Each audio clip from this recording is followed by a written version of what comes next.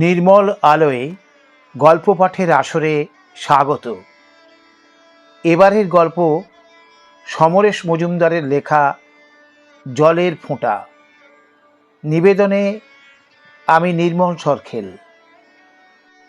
থানার বড়বাবু বললেন, মর্গে বডিটা অনেক দিন পড়ে আছে, কেউ শনাক্ত করতে এলো না, একটা নোটিশ দিয়ে দাও। সেকেন্ড অফিসার বললেন,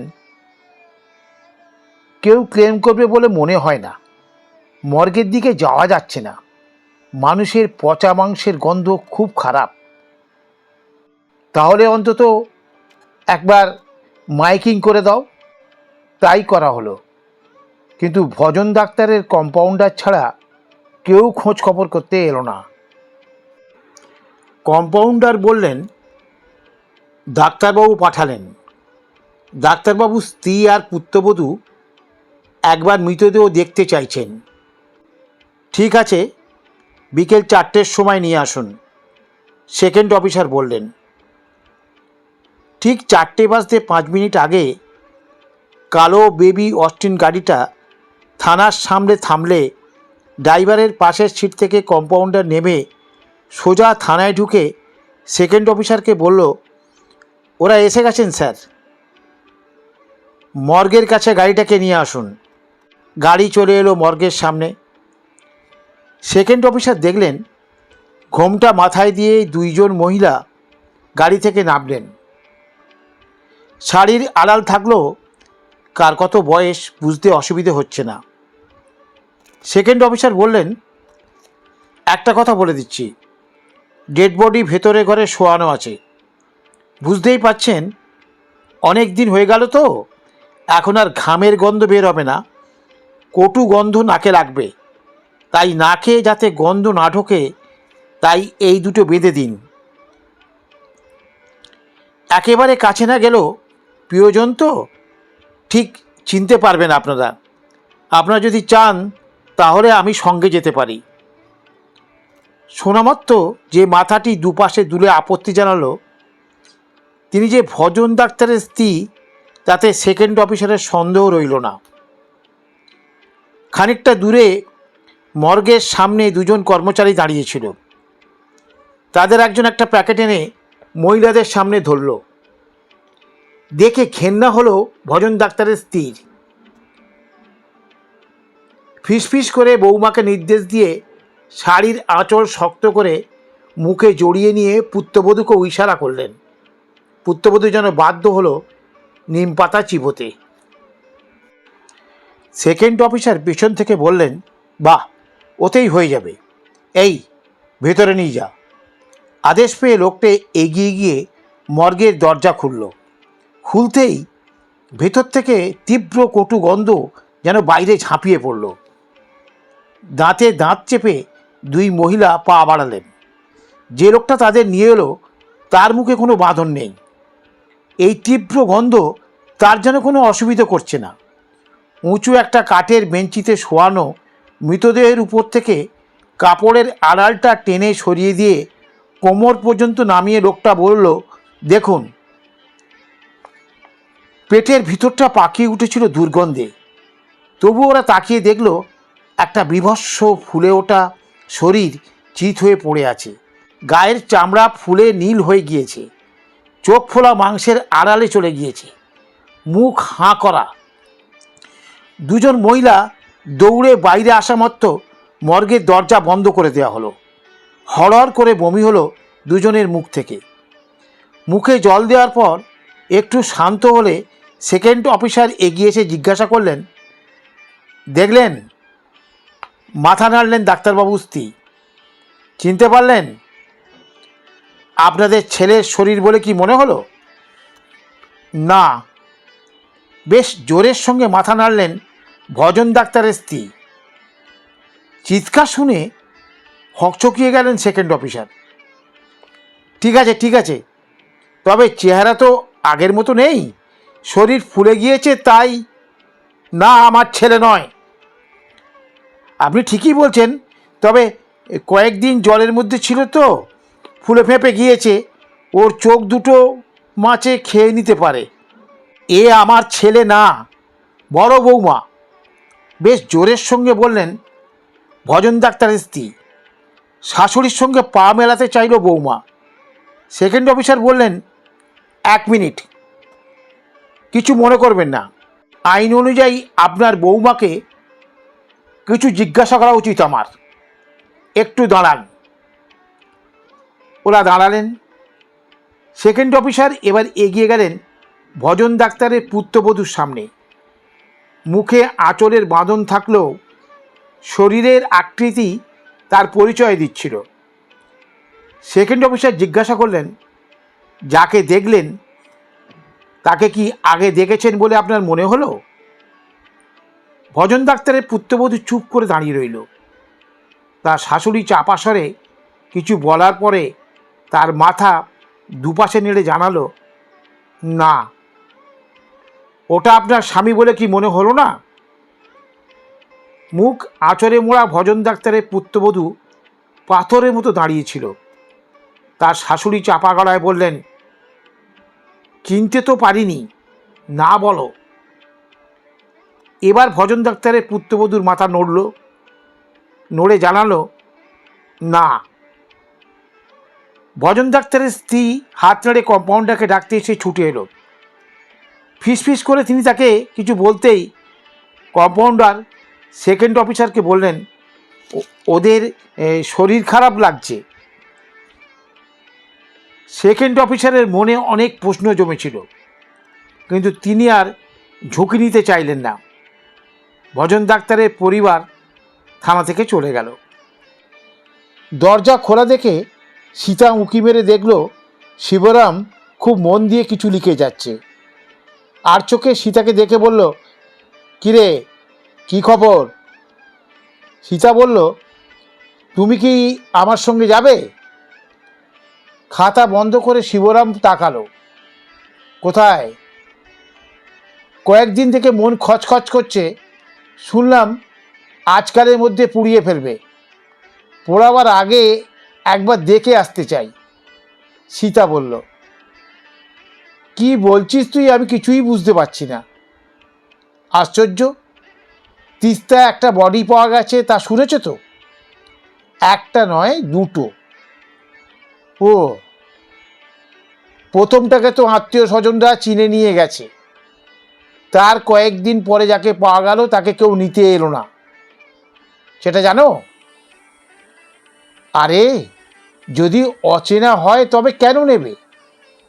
শিবরাম বলল, পুলিশ চারধারে জিজ্ঞাসাবাদ করেছে, যাদের ঘরের ছেলেকে পাওয়া যাচ্ছে না তাদের নিয়ে গিয়ে ওই বডি দেখিয়েছে, কেউ চিনতে পারেনি। এমনকি পুলিশ আমাদের শরৎচন্দ্রের মা বউকে মর্গে নিয়ে গিয়ে দেখিয়েছেন, শুনলাম ওরাও বডি দেখে চিনতে পারেনি। তাই সীতা শ্বাস ফেলল। বাইরের লোক তো দূরের কথা, নিজের মা বউ স্বামীকে চিনতে পারবে না? শরৎচন্দ্রের বডি হলে ঠিক চিনতে পারত। কথাটা ভুল বলনি, সীতা বলল। তুই আর এ নিয়ে মাথা ঘামাস না। বুঝলাম, বলে সীতা ফিরে যাওয়ার জন্য পা বাড়ালো। আরে, কি বুঝলি? সময় নষ্ট করার মতো সময় তোমার নেই। দূর, আমি বলতে চাইছি, যার পেটে জন্মালো সেই মা যখন ছেলেকে চিনতে পারলো না, তখন ওটা শরৎচন্দ্র নয়। তুমি হয়তো ঠিকই বলছো, তবে আমি একবার সচক্ষে দেখতে চাই। কিন্তু পুলিশ তোকে দেখতে দেবে কেন? তোমাকে তো দেবে। তুমি বলবে শরৎচন্দ্র তোমার ভাইয়ের মতো ছিল, ওরা তোমাকে যেতে দিলে আমিও তোমার সঙ্গে ঢুকে যাব। হাসল সীতা। রিক্সাওয়ালাকে অপেক্ষা করতে বলে ওরা থানায় ঢুকলো। একে ধরে তাকে ধরে ওরা জানতে পারলো বড়বাবু এখন ঘুমোচ্ছেন। সেকেন্ড অফিসার যদি অনুমতি দেন তাহলে দেখা যাবে। সেকেন্ড অফিসারের খোঁজ করলো ওরা। তিনি জরুরি কাজে শিলিগুড়িতে গিয়েছেন, ফিরতে বিকেল হয়ে যাবে। কিন্তু সীতাদের হতাশ হতে হলো না। একটা গেজেল ধরনের লোক এসে বলল, 200 টাকা যদি ছাড়েন তাহলে দেখিয়ে দিতে পারি। শিবরাম খেকিয়ে উঠল, টাকা? তাও 200? দেখুন, 100-র বেশি দিতে পারবো না। মাথা নাড়ল লোকটা। ঠিক আছে, 100তেই হবে। আমি ওদিকে যাচ্ছি, আমি যাওয়ার 5 মিনিট পরে ঘুরতে ঘুরতে চলে আসুন, আমি দাঁড়িয়ে থাকবো। লোকটা চলে গেলে সীতা বলল, সত্যি লোকটাকে 100 টাকা দেবে? না দিলে যে ঢুকতে দেবে না। শিবরাম বলল, পাপ করেছি, ফল ভোগ করতে হবে। পাপ? তুর। সীতা হাসল। পুণ্যি বলো, সেটাই ঠিক। 5 মিনিট পরে থানার পিছন দিকে ওরা চলে এলো। লাশ রাখার ঘরের দরজায় দাঁড়িয়ে আছে লোকটা। ওদের দেখেই হাত বাড়ালো। টাকা পেতেই দরজা খুলে বলল, 5 মিনিটের জন্যে কিন্তু, আজ একটাই বডি আছে। ওরা ভেতরে ঢুকতেই পিছন থেকে দরজা ভেজিয়ে দিল লোকটা। ঘরে বিকট গন্ধ। শিবরাম মুখে হাত চাপা দিয়ে বলল, ওরে বাবা, তোর গন্ধ লাগছে না? পচা মাছের চো পচা মানুষের গন্ধ কি ভয়ঙ্কর। সীতা এগিয়ে গেল চাদর দেওয়া ডেড বডির দিকে। পায়ের শব্দ পেয়ে কয়েকটা ইঁদুর দুদ্দাল করে পালালো। বাঁ হাত বাড়িয়ে ডেড বডির মুখ থেকে চাদর টেনে সরালো সীতা। ফুলে ফেঁপে বিভৎস হয়ে যাওয়া মুখ, গলা, চোখ নেই, মুখ হাঁ করা। পিছন থেকে শিবরাম চিৎকার করলো, আর পাচ্ছি না, এখান থেকে বেরিয়ে যাই, চল। ফিরে যেতে যেতে থমকে গেল সীতা। তারপর আবার ফিরে গেল ডেড বডির কাছে। চিৎকার করলো, এদিকে এসো তাড়াতাড়ি। 2 পা এগিয়ে শিবরাম জিজ্ঞাসা করলো, আবার কি হলো? ভালো করে তাকিয়ে দেখো, সেই দাঁতটা নেই। সীতা বলল, কোন দাঁত? আরে একটা মোটা বাঁধানো দাঁত ছিল ওর বাঁদিকে নিচের পাটিতে। দাঁতটা সোনা সমেত কেউ খুলে নিয়ে গিয়েছে, দেখো দেখো। উত্তেজিত হয়ে গেল সীতা। তার মনে পড়ল, শরৎচন্দ্র যখন কথা বলতো তখন মাঝে মাঝে ওর একটা দাঁত চিকচিক করে উঠত, কিন্তু সেই দাঁত সোনা দিয়ে বাঁধানো কিনা তা নিয়ে কখনো মাথা ঘামাননি। কিন্তু সীতা সেটা লক্ষ্য করেছিল। সোনা দাঁতের এক পাশে ঠোঁটের আড়ালে থাকলেও মেয়েদের চোখ এড়িয়ে যায় না। এই সময় দরজায় শব্দ হলো। শিবরাম বলল, আর থাকা ঠিক হবে না। দ্রুত বাইরে এসে শিবরাম একটু বমি করলো। সীতা মুখে আঁচল চেপে দাঁড়িয়ে রইল। লোকটা বলল, এখন জানতো, এখান থেকে তাড়াতাড়ি বিদায় হন, না হলে কৈফিয়ত দিতে দিতে আমার প্রাণ বেরিয়ে যাবে। মুখ থেকে আঁচল সরালো সীতা। মুখ থেকে সোনার দাঁতটা খুলল কে? তুমি? হ্যাঁ, সোনার দাঁত বাঁধানো ছিল নাকি? চাস শালা। যারা বডি পেয়ে থানায় খবর দিয়েছিল তারাই হপিস করে দিয়েছে। শালারা মরা মানুষ বলে রেয়াজ করে না। কিন্তু আপনি কি করে জানলেন সোনা বাঁধানো দাঁত ছিল? দেখেছি তাই জানি, সীতা বলল। কিন্তু এই শহরে কেউ তো লোকটাকে চেনে বলে দাবি করছে না। আচ্ছা, আমরা যদি শ্মশানে নিয়ে গিয়ে ওর শেষ কাজ করতে চাই তাহলে অনুমতি পাওয়া যাবে? সীতা জিজ্ঞাসা করল। পাবেন, কিন্তু সহজে হবে না। বড়বাবুদের 2000 টাকা দিতে পারলে হয়ে যাবে। লোকটা তীর্যক হেসে কথাটি বলল। শিবরাম বলল, অনেক হয়েছে, চল চল যাই। কি বলছো তুমি শিবুদা? 2 দিন হয়তো দেখেছি, তবু মানুষটা তো চেনা, ওকে এভাবে ফেলে চলে যাব? এত অধমতে বলো না। সীতা বেশ চিৎকার করে কথাটা বলল। লোকটা বলল, আরও একটা রাস্তা আছে।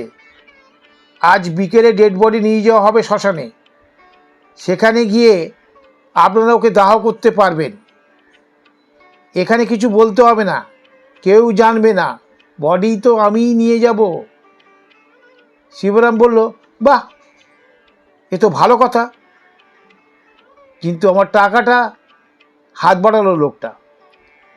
এর জন্য তোমাকে টাকা দিতে হবে? শিবরাম অবাক। সরকারি বডি, পাবলিককে দেওয়া আইন বিরুদ্ধ, তবু আমি চুপি চুপি দিয়ে দেবো, কোনো চিন্তা করবেন না। শ্মশানে তো আর বড়োবাবুরা যাবেন না, 1,000 টাকা দিলেই চলবে। লোকটা বলল, তুমি কি ভেবেছো আমাদের? ভেতরে যে শুয়ে আছে না, তার সঙ্গে আমাদের রক্তের সম্পর্ক দূরের কথা, কোনো আত্মীয়তাও নেই। তোমাকে কোন সুবাদে অত টাকা দিতে যাব? লোকটা চোখ পিটপিট করে বলল, তাহলে কত দিতে পারবেন? পাশ থেকে সীতা গম্ভীর গলায় বলল, 100-5। শিবরাম হাত তুলে বলল, এত বলছো কেন? মুখে এলো তাই বললাম। কি রাজি আছেন? লোকটার দিকে তাকিয়ে সীতা ইশারা করলো। আপনি যখন বলছেন দিদিভাই, তখন ঠিক আছে, আমরা 3টের মধ্যে শ্মশানে পৌঁছে যাব। আপনারা তার আগে ওখানে গিয়ে যা করার তা করবেন। লোকটা খুব নরম গলায় গদগদভাবে বলল। শ্মশানে গিয়ে দাহ করার অভিজ্ঞতা ওদের কারোর ছিল না, কিন্তু শিবরাম লক্ষ্য করল সীতা ওখানকার লোকজনের সঙ্গে বেশ দাপটের সঙ্গে কথা বলছে। কাঠ সাজিয়ে চিতা তৈরি করা হলো। একটু পরে ঠেলায় চাপিয়ে মৃতদেহ নিয়ে এলো সেই লোকটা। শ্মশানের এক কোণে দেহটাকে নামিয়ে ঠেলাওয়ালা চলে যাওয়ার আগে ছেঁড়া টায়ার নামালো কয়েকটা, সঙ্গে আরও কিছু দাহ্য বস্তু। লোকটা বলল, দিন। শিবরাম জিজ্ঞেস করলো, এসব এনেছেন কেন? চিতায় শুইয়ে পোড়াবার খরচ তো অনেক, তাই। হাসল লোকটা। তবে আপনারা তো চমৎকার চিতা সাজিয়েছেন, ডেড বডির কপাল ভালো। দিন দিন, টাকাটা ছাড়ুন। টাকা দেওয়ার পর লোকটা এগিয়ে গেল। ডেড বডির 2 পায়ে বাঁধা দড়ি ধরে টেনে নিয়ে এলো চিতার কাছে। ইশারায় ডাকলো শ্মশানের লোকজনকে। চিতা সাজানো হলো। এখন বিকট গন্ধ বেরোচ্ছে। কাকগুলো চিৎকার শুরু করলো। ফুলে পেঁপে বিভৎস হয়ে যাওয়া দেহটিকে তোলা হলো চিতার উপরে। এই সময় আড়াল থেকে বেরিয়ে এলো একটা সুটকে বুড়ো। মুখাগ্নি হবে তো? শিবরাম জিজ্ঞাসা করলো, আপনি কে মশাই? সে বলল, আমি তো বামুন ঠাকুর। দুর্গন্ধ অন্নপ্রাশনের ভাত বেরিয়ে এসছে, তাড়াতাড়ি করুন। মুখাগ্নি করবেন নাকি কেউ? শিবরাম বলল, না না, ওসবের কোনো দরকার নেই। পাশ থেকে শক্ত গলায় সীতা বলল, সে কি, মুখাগ্নি হবে না কেন? হাজারো হিন্দুর ছেলে তো। বামুন ঠাকুর জিজ্ঞাসা করলেন, ও, তা মুখাগ্নি করবে কে? দৃঢ় গলায় সীতা বলল, আমি তো আছি, আমিই করব। আগুন যত লেলিয়ান হতে লাগলো, দুর্গন্ধ তত কমে যেতে লাগলো। মৃতদেহ আগুনের গভীরে চলে গেলে সবাই সরে গেল খানিকটা দূরে। শুধু সীতা দাঁড়িয়েছিল। সে বুঝতেই পারল না চিতার আগুন টেনে আনছে তার চোখের কোণে বেরিয়ে আসা জলের ফোঁটাগুলোকে।